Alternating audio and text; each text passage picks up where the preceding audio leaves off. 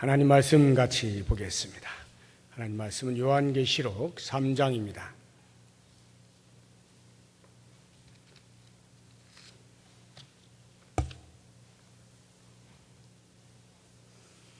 요한계시록 3장 7절부터 13절까지 말씀입니다. 요한계시록 3장 7절에서 13절 우리 한 절씩 교독하여 읽겠습니다. 빌라델비아 교회의 사자에게 편지하라. 거룩하고 진실하사 다윗의 열쇠를 가지시니 곧 열면 닫을 사람이 없고 닫으면 열 사람이 없는 그가 이르시되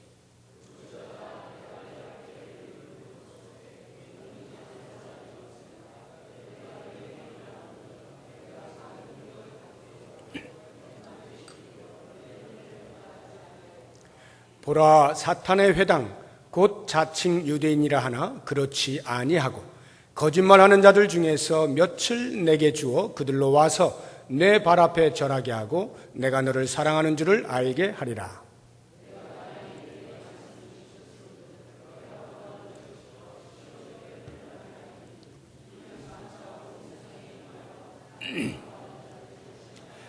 내가 속히 오리니 내가 가진 것을 굳게 잡아 아무도 내 면류관을 빼앗지 못하게 하라.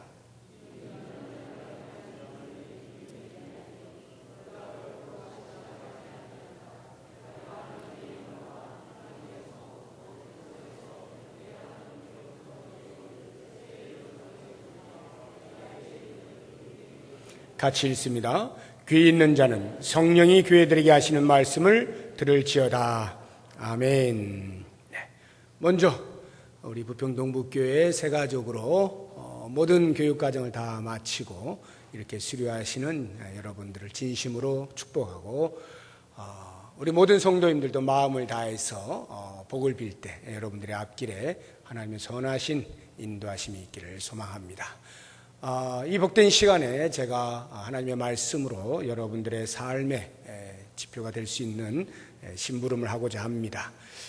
우리가 읽은 이 요한계시록 3장 7절에서 13절에 있는 말씀은 예수님 당시 그 이후죠. 그러니까 초대교회 당시에 소아시아, 지금의 터키 지역입니다. 소아시아 지역에 7개의 대표적인 교회들이 있었습니다. 그 교회들마다 예수님께서 사도 요한을 통해서 편지를 이제 보내시게 되는데 그 7교회 가운데 빌라델비아 교회라고 있어요. 빌라델비아라고 하는 도시에 있는 교회를 의미하는데요. 이 교회에 주신 말씀을 오늘 우리 세가족 수료하시는 분들에게 그리고 우리 모든 성도님들에게 말씀을 좀 나누고자 합니다. 7개의 교회 가운데 특징들이 각각 있는데요. 그 가운데에서 책망을 전혀 받지 않고 칭찬만 받은 교회가 2교회가 있습니다. 하나가 서머나 교회고 또 하나가 오늘 우리가 보게 될 빌라델비아 교회가 되겠습니다. 이 서머나 교회와 빌라델비아 교회는 책망을 받지 않고 칭찬만 받게 되어진 어떤 이유의 유사성이 있습니다. 잠시 후에 말씀을 드릴 텐데 과연 빌라델비아 교회는 무엇으로 칭찬을 얻었는가 하는 것을 오늘 말씀을 보면 8절을 보십시오. 8절에 볼지어다 내가 내 앞에 열린 문을 두었으되 능히 닫을 사람이 없으리라. 내가 내 행위를 아노니 내가 작은 능력을 가지고서도 내 말을 지키며 내 이름을 배반하지 아니하였도다. 이것이 칭찬하신 이유입니다. 내용이 되기도 하고요. 작은 능력을 가지고서도 내 말을 지키며 내 이름을 배반하지 아니한 이것을 칭찬하신 거예요. 그러면 작은 능력을 가졌다는 것이 무엇을 의미하느냐 하면 오늘날로 하면 교회가 빌라델비아 교회가 그렇게 수가 많지 않았던 것 같아요. 그리고 이 경제 수준도 그리 넉넉지가 않았던 것 같습니다. 그 빌라델비아라고 하는 도시 자체는 그 무역 그 교통지기 때문에 그리 가난한 지역은 아니었습니다만은 이 예수 공동체 안에 들어온 사람들은 상황적으로 그리 넉넉지 못한 사람들이 주로 모였던 거예요. 그러니까 경제적으로나 숫자적으로나 그리 사람들이 볼 때 야, 저 교회 대단하다 할 만한 것이 없는 그런 연약한 그런 교회가 이 작은 능력이다 이렇게 표현을 한 거예요. 그러한 교회임에도 불구하고 그들이 예수님의 말씀을 지키며 예수님의 이름을 배반하지 아니하였다는 거예요. 이 말씀의 의미는 믿음의 어떤 그 도전들이 있었는데 그 도전들을 다 물리치고 믿음을 잘 지켰다라고 하는 것입니다.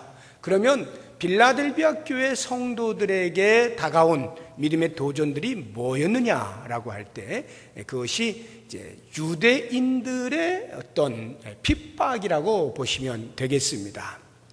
9절을 보십시오. 보라, 사탄의 회당 곧 자칭 유대인이라 하나 그렇지 아니하고 거짓말하는 자들 중에서 몇을 이렇게 나오는데요. 이 유대인들이 아니어도 그 당시는 로마의 지배하에 있기 때문에 기본적으로 핍박을 받던 시절입니다. 그리스도인 하면 로마 사람들이 별로 좋아하지 않았어요. 제가 이유를 언젠가 말씀을 드렸죠. 예수 믿는 사람들은 예수님만 나의 주님이십니다 이렇게 고백을 하는데 로마 사람들은 그 식민 통치를 하는 그 속국에 종교적 자유를 주는 대신에 한 가지 조건만 내건다 했죠. 로마 황제에게 주인이시여 나의 주님 나의 주여 라고만 한다면 종교적 자유를 허락해 주겠다라고 하는 것이 조건이었거든요. 그런데 다른 종교들은 그것이 그렇게 어렵지 않아요. 오직 예수 믿는 기독교 크리스찬들만 나는 예수님만을 주인이라고 고백하는 사람인데 어찌 로마 황제에게 주라고 말할 수 있겠는가 해서 거부하는 일들로 인해서 로마로부터도 적지 않은 핍박을 받고 있던 상황입니다. 그런데 거기에 더하여서 유대인들이 소아시아 쪽으로 많이 흩어져 넘어오게 되면서 정착하는 과정 속에서 기독교를 크리스찬 예수 공동체를 또한 핍박을 한 것입니다. 그러면 이 유대인들이 핍박을 하는 그 모습을 가리켜서 예수님께서 뭐라고 표현하셨느냐 하면 다시 9절 보시면 사탄의 회당 이렇게 표현했고요. 또 하나는 거짓말하는 자들 이렇게 두 가지로 표현을 해놓았습니다. 사탄의 회당 이게 무슨 말이냐 하면 유대인들이 바벨론의 포로로 잡혀간 이후로 자기들이 모이는 공동체가 없게 되자 세운 것이 있죠. 그래서 그 세운 것을 중심으로 해서 공동체를 계속 연대적으로 이렇게 이어가지 않습니까? 그게 회당이잖아요. 회당. 이 회당은 하나님의 임재를 상징하는 성막의 역할을 했던 것입니다. 그래서 유대인들이 비록 포로로 잡혀가 있는 시절이지만 자기들끼리의 정체성을 확립하는 공동체를 유지하는 아주 중요한 핵심이 회당이었거든요. 그런데 그 하나님의 임재를 상징하는 회당을 빗대어서 사탄의 회당이라 이렇게 표현한 것입니다. 이 유대인들이 크리스찬들을 핍박하는 그 모습을 보면서 유대인들을 가리켜 사탄의 회당이다. 이게 얼마나 심각한 말입니까? 하나님을 누구보다 잘 섬긴다고 하는 유대인들이 모여있는 그 회당을 오히려 사탄의 회당이라고 말을 하는 데에는 하나님께서 그들을 구원하시기 위하여 메시아로 보내신 예수님을 그 메시아 그리스도로 영접하지 아니하고 오히려 모세바가 십자가에 못 박혀 죽게 만든 장본인들이 유대인들이고 게다가 그 예수님께서 당신의 피를 흘려 그 핏값을 주고 세우신 교회 공동체를 핍박하는 유대인들이니 그들이 당연히 사탄의 회당이 되는 것입니다. 거기에다가 거짓말하는 자들이라 이렇게 표현을 해놓지 않습니까? 이 거짓말하는 자들은요, 사탄의 회당이라는 말과 아주 밀접한 관계가 있어요. 왜냐하면 사탄이 거짓의 아비거든요. 한번 찾아볼까요? 요한복음 8장. 요한복음 8장.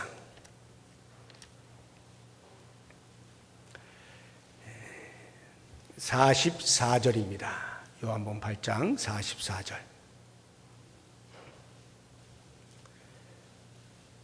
우리 다 같이 읽어보겠습니다. 너희는 너희 아비 마귀에게서 났으니 너희 아비의 욕심대로 너희도 행하고자 하느니라. 그는 처음부터 살인한 자요 진리가 그 속에 없으므로 진리에 서지 못하고 거짓을 말할 때마다 제 것으로 말하나니 이는 그가 거짓말쟁이요 거짓의 아비가 되었음이라. 사탄을 가리켜서 거짓말쟁이라 거짓의 아비라 이렇게 말을 하는 것입니다. 그런데 그 유대인들을 향하여 뭐라 그래요? 너희는 너희 아비 마귀에게서 났으니 너희 아비의 욕심대로 너희도 행하고자 한다. 거짓의 아비인 사탄의 자식이니까 당연히 거짓말쟁이들이죠. 그래서 여기에 거짓말쟁이들이라 거짓말하는 자들이라 이렇게 말을 하고 있는 것입니다. 실제적으로요, 이 빌라델비아 교회 성도들이 이제 핍박을 받는데 말이죠.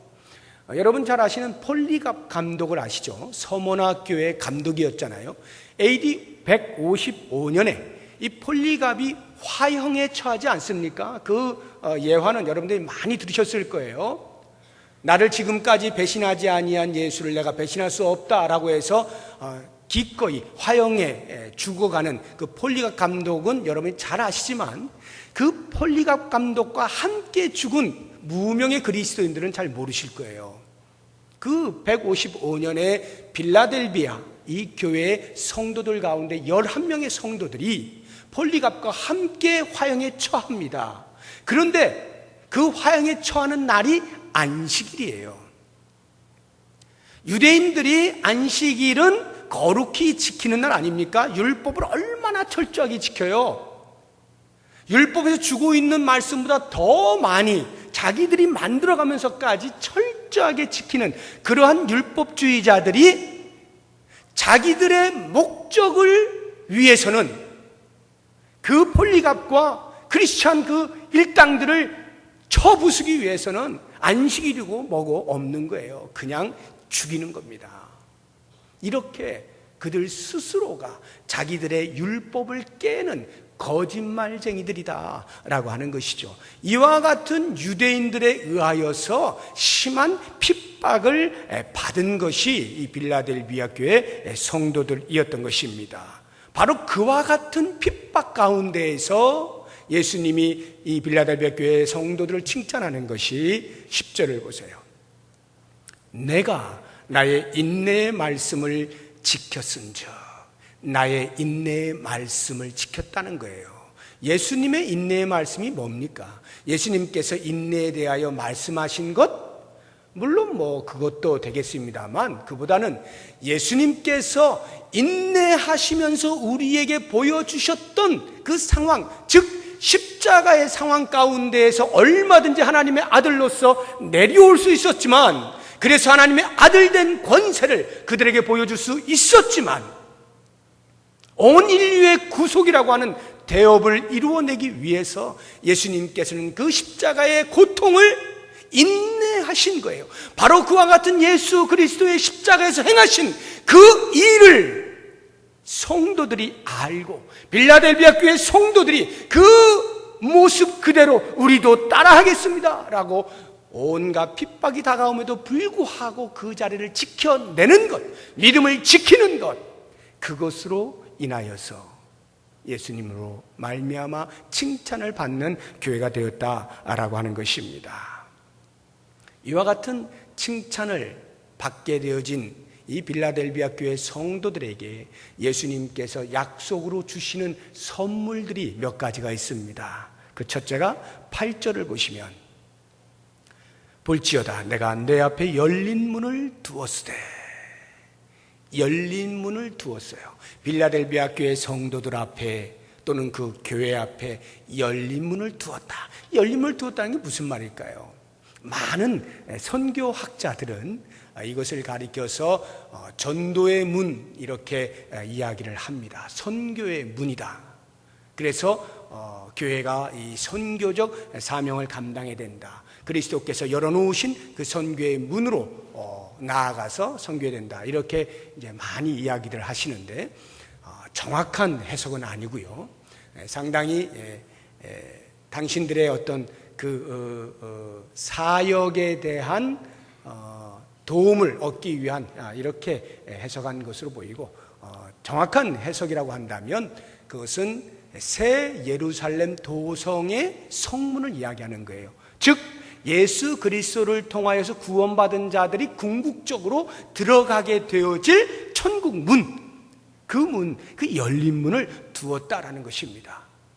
다시 말하면 그러한 핍박 가운데서도 믿음을 잃지 않냐고 지켜낸 사람들에게 열린 문을 두고, 닫으면 열을 자가 없고 열면 닫을 자가 없는 권세 있으신 예수님께서 열린 문을 두고 그들을 웰컴하는 거예요.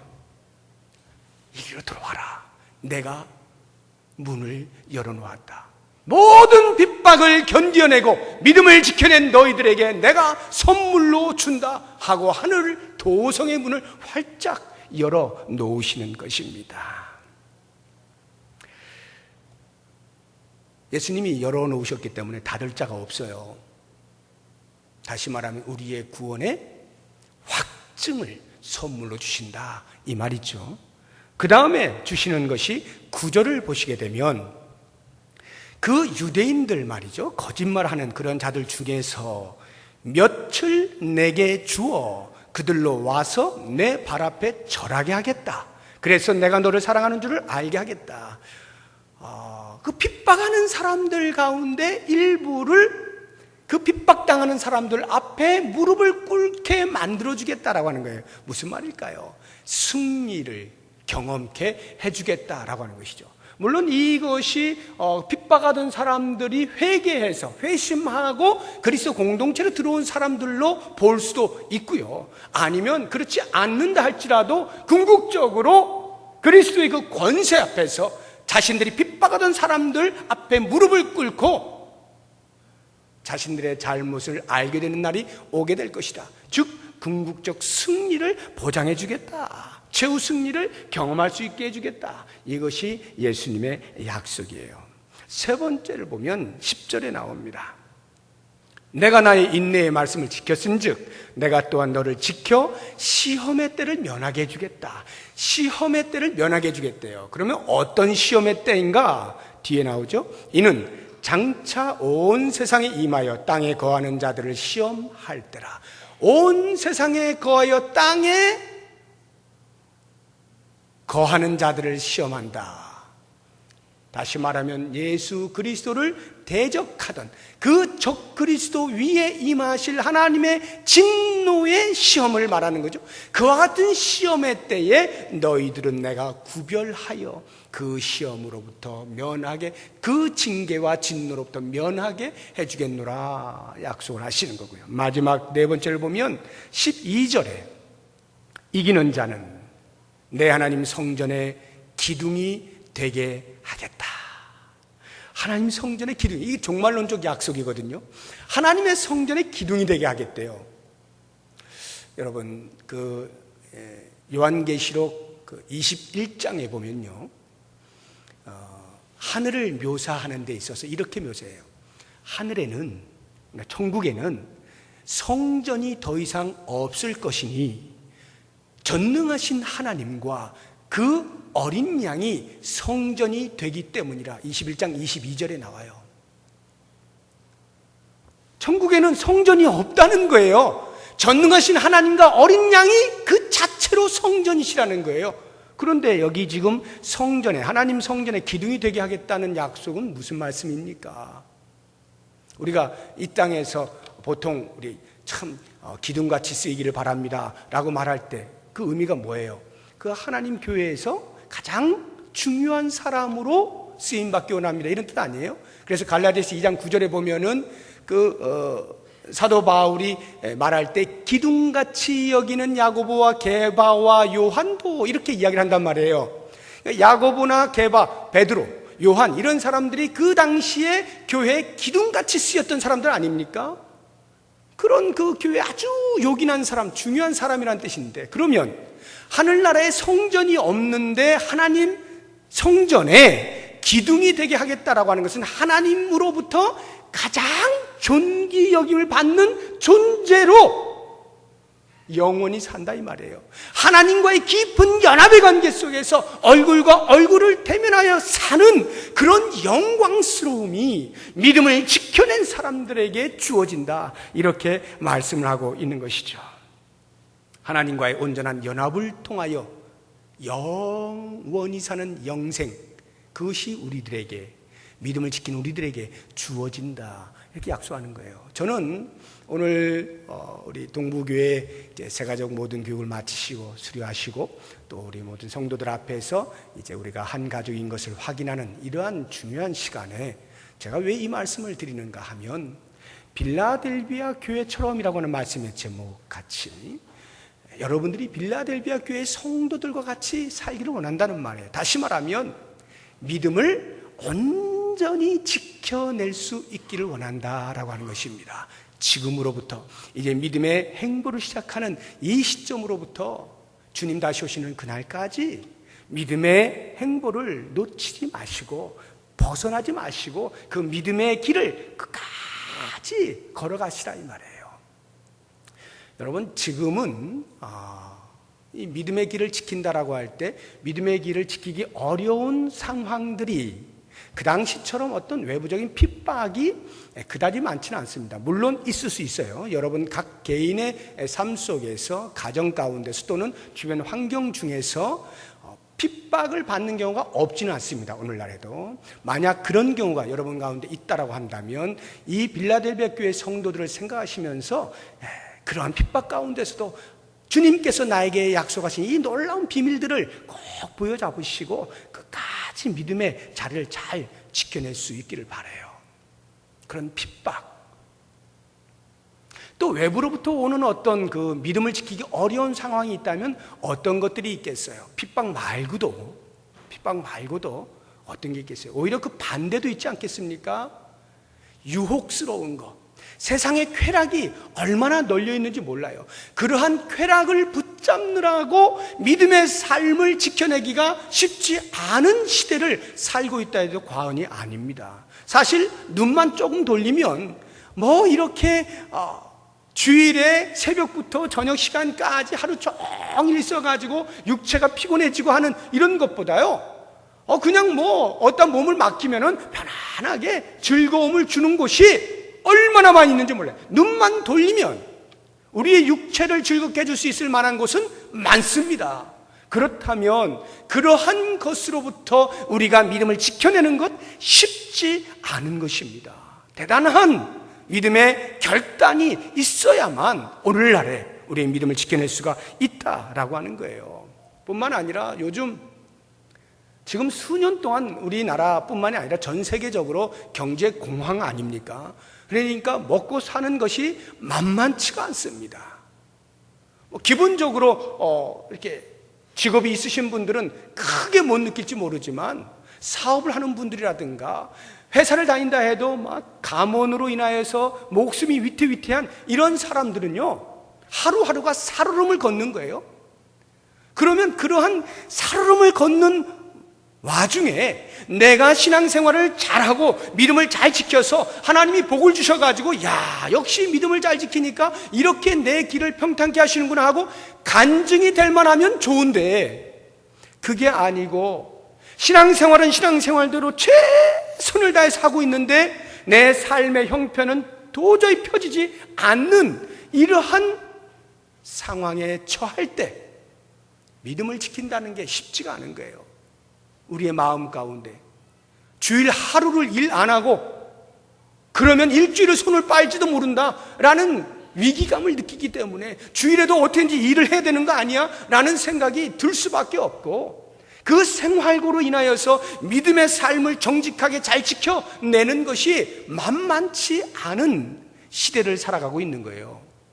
이러한 때 우리가 과연 얼마나 이 신앙의 우선순위를 정확히 두고, 아니 내 삶의 전부라고 인정을 하고 그 신앙의 삶을, 믿음을 바로 지켜낼 수 있느냐라고 하는 것은 그 당시에 핍박을 받는 것만큼이나 오늘날 힘든 결정이 아니냐 하는 생각을 해봅니다. 여러분들의 삶 가운데 혹시 타협될 만한, 내 먹고 사는 문제로 인하여서 타협될 만한 어떤 상황들이 펼쳐지게 될 때, 그때 믿음의 결단을 내리는 것, 여기에 예수님께서 우리에게 부여하시는 약속의 비밀들을 얻을 수가 있게 되는 것이죠. 저는 최근에 그 믿음의 그 삶을 사는 것이 얼마나 어렵냐라고 하는 것을 이렇게 외부적인 데서만 찾을 수 있는 게 아니라 어쩌면 그것보다 더 강력하게 우리의 내부에서, 각 사람의, 성도로서의 각 사람의 내부 또는 성도들이 모여있는 이 공동체 내부에서 오히려 도전이 더 많을 수도 있겠다 하는 생각도 해봅니다. 예를 들어서 우리가 어떤 염려가 다가오지 않습니까? 사람인지라 어떤 일들이 있을 때 그 염려를 안 할 수가 없어요. 그런데 그 염려들에 우리가 깊이 빠져서 노예가 되어버릴 때 이미 우리는 더 이상 믿음의 생활을 한다라고 말하기 힘들 지경이 되어버리는 것입니다. 왜냐하면 염려라고 하는 것은 궁극적으로 보게 되면 하나님의 살아계심과 하나님의 간섭하심과 하나님의 도우심과 하나님이 눈동자와 같이 살피신다고 하는 이 사실에 대한 신실성을 내가 부여잡지 못하고 있다는 말이거든요. 하나님의 살아계심에 대한, 나를 향하여 가지고 계신 하나님의 뜨거운 사랑과 관심에 대해서 내가 확신이 없다는 말이거든요. 확신이 없을수록 염려는 점점 더 커지는 거거든요. 그러면 내 속에서 염려가 이렇게 부풀려 올라지게 될 지경이 되면 더 이상 나는 믿음의 생활을 한다라고 말할 수가 없는 상태가 된다는 거예요. 이것이 우리의 믿음을 지켜내는데 매우 큰 장애물이 되는 것이죠. 뿐만 아니라 우리의 게으름, 나태함, 안일함, 그냥 현실에 주저앉으려고 하는 이러한 것들도 우리의 믿음을 지키는데 대단한 방해가 됩니다. 아유, 이 정도면 된 거지 뭐, 이렇게 살면 되는 거지 라고 하는 그냥 무사 안일주의 같은 이러한 것들도요, 우리가 껍데기로는 믿음 생활을 하는 것 같지만 사실은 제대로 된 믿음 생활을 하지 않는, 이미 속에서 골병이 들고 고름이 꽉 차 있는, 더 이상 어떤 일을 해나갈 수가 없는 무기력한 상태가 될 수가 있다 이 말이죠. 우리 공동체 안에서 믿음을 해치는 일들이 뭡니까? 마음을 서로 나누는 거 아닙니까? 분쟁하는 거 아니에요? 다투고 시기하고 질투하는 이런 일들이 공동체 안에 많을수록 우리의 믿음을 지켜나간다는 것은 너무나 힘든 겁니다. 그런데 오늘날 외부로부터 오는 그리스도의 이름 때문에 당하는 고난보다도 어쩌면 우리는 사탄이 주고 있는 그 평안함, 핍박 없음이라고 하는 테두리 안에서, 우리 안에서 오히려 믿음으로부터 멀리 떨어질 만한 숱한 잘못된 행위들을 우리 안에서 만들어내면서 믿음의 자리를 이탈하고 있지는 않는가, 이런 생각을 해보는 거예요.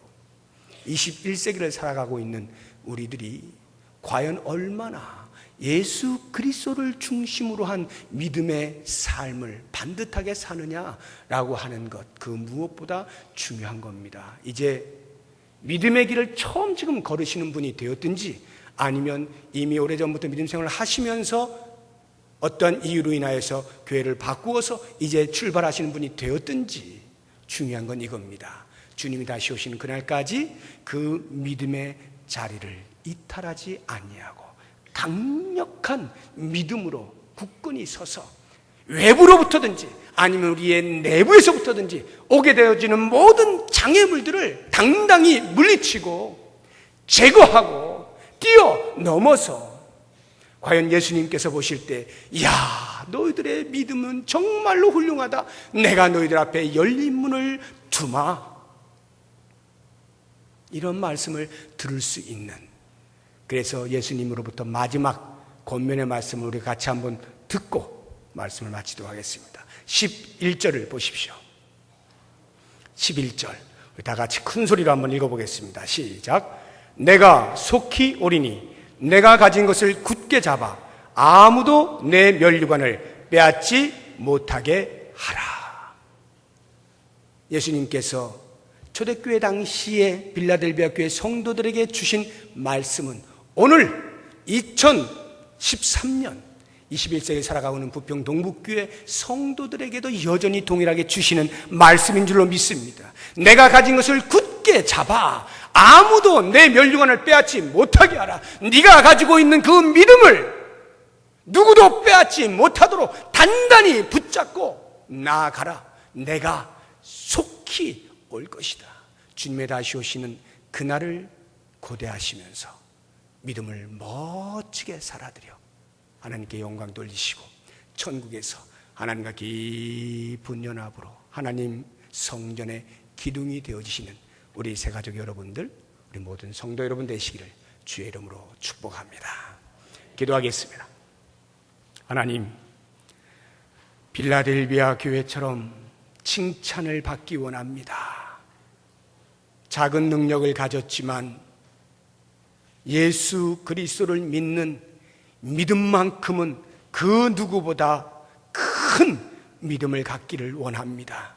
특별히 오늘 새가족 모든 교육을 마치고 수료하시는 분들의 마음 가운데 이 믿음을 깊이 새겨주셔서 평생토록 주님 다시 오시는 그날까지 믿음의 길을 반듯하게 걸어나가시게 하시고 믿음의 뿌리를 깊게 내려 하나님께 영광 돌릴 수 있도록 복의 복을 더하여 주시옵소서.